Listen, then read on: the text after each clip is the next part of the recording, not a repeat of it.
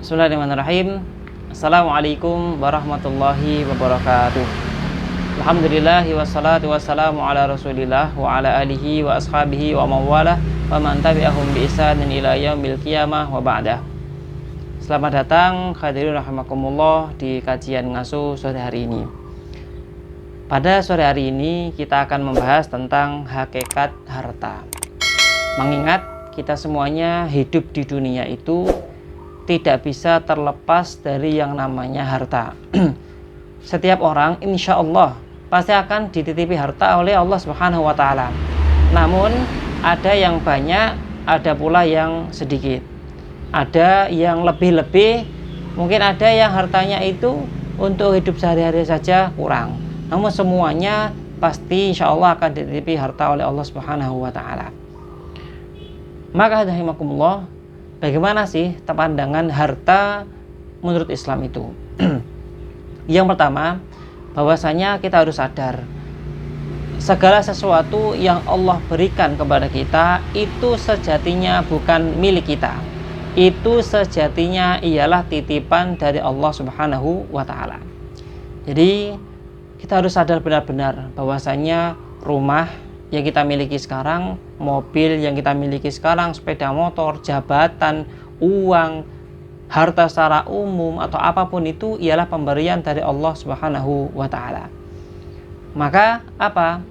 Allah Subhanahu wa Ta'ala itu berkalam, yu'til mulka man tasya, yu'til mulka man tasya wa tanzi'ul mulka mimman tasya. Allah Subhanahu wa Ta'ala berkalam bahwasanya Allah itu memberi kepemilikan, al-mulka itu kerajaan, kepemilikan, mantasya orang yang dikehendaki oleh Allah SWT, dan mencabut dari orang yang dikehendaki oleh Allah Subhanahu wa Ta'ala. Maka ketika sekarang kita diberi harta, misalkan diberi jabatan, diberi rumah, diberi mobil, bersyukur, karena berarti Allah memberikan amanah kepercayaan kepada kita. Namun kalau ternyata itu dicabut oleh Allah Subhanahu wa Ta'ala, ya boleh sedih, tidak apa-apa gitu ya. Tetapi harus sadar karena itu titipan dari Allah, maka Allah berhak untuk mengambilnya kembali. Itu yang pertama. Harus sadar bahwasanya segala sesuatu yang Allah berikan kepada kita itu sebagai titipan. Yang kedua, hadirin rahimakumullah, jadikan segala hal yang kita gunakan untuk mencari rezeki itu dalam rangka ibadah kepada Allah Subhanahu wa Ta'ala. Misalkan kita sekarang mempunyai pekerjaan sebagai guru atau sebagai kerja di pemerintahan atau di kantor kementerian atau apapun itu, atau petani atau apapun itu, maka tidak bisa dipungkiri kita bekerja salah satunya itu untuk mencari ma'isyah, kehidupan, rezeki atau harta. Namun yang membedakan kita dengan orang-orang biasa ialah hendaknya kerjanya itu digunakan dalam rangka ibadah kepada Allah Subhanahu wa Ta'ala. Jadi ketika berangkat gitu ya, harus sadar ini ibadah. Maka hasilnya pun insya Allah bernilai ibadah. Uang yang muncul dari situ, gaji yang muncul dari situ itu ibadah. Bahkan kalaupun saja terjadi musibah di situ, maka musibah yang ada di situ pun insya Allah bernilai ibadah. Maka kembali ke konsep nomor 2, apa?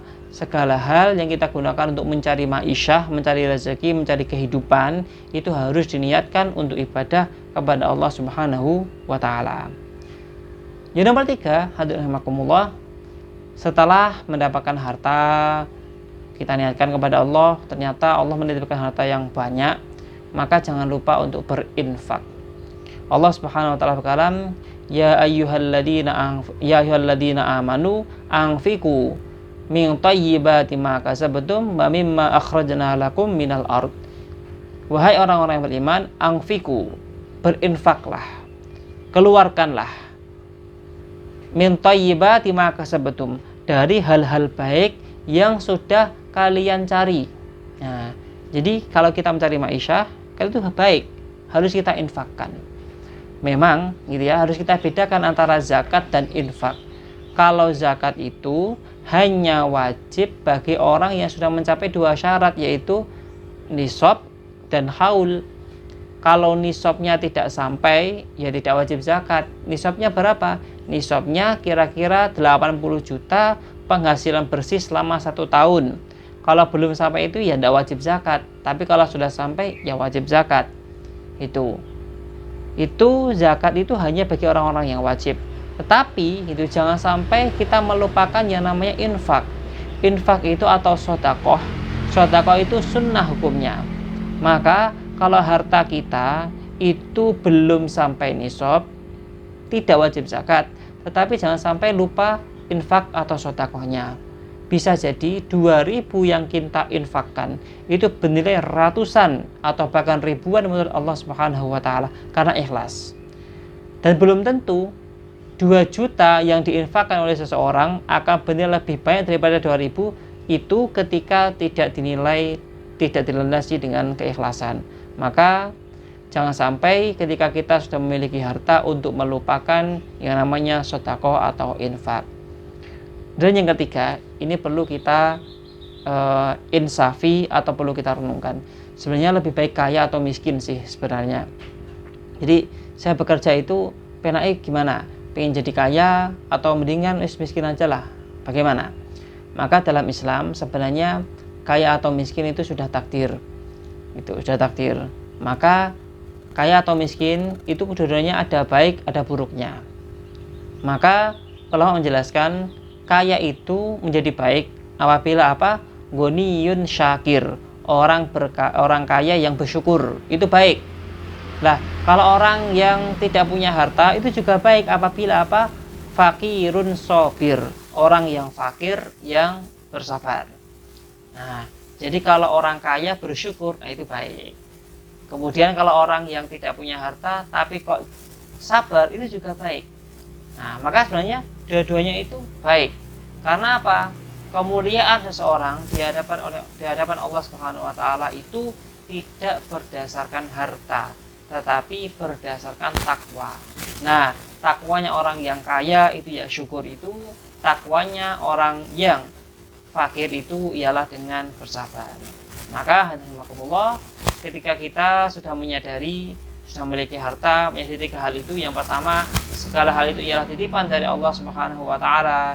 Yang nomor 2, kita harus landasi dalam mencari maisha itu untuk ibadah. Yang ketiga harus ada infaknya. Dan yang terakhir, kaya atau miskin itu bukan tujuan, tapi harus sabar gitu atau syukur itu gitu. Dengan itu semuanya insya Allah kita bisa menjadi hamba-hamba Allah Subhanahu wa Ta'ala yang soleh, hamba-hamba Allah yang mendapatkan ridho dan ampunan dari Allah Subhanahu wa Ta'ala, hingga akhirnya kita bisa masuk ke dalam jannahnya Allah Subhanahu wa Ta'ala. Wa qulu qouli hadza wa astaghfirullah li wa lakum. Walhamdulillahirabbil alamin. Assalamualaikum warahmatullahi wabarakatuh.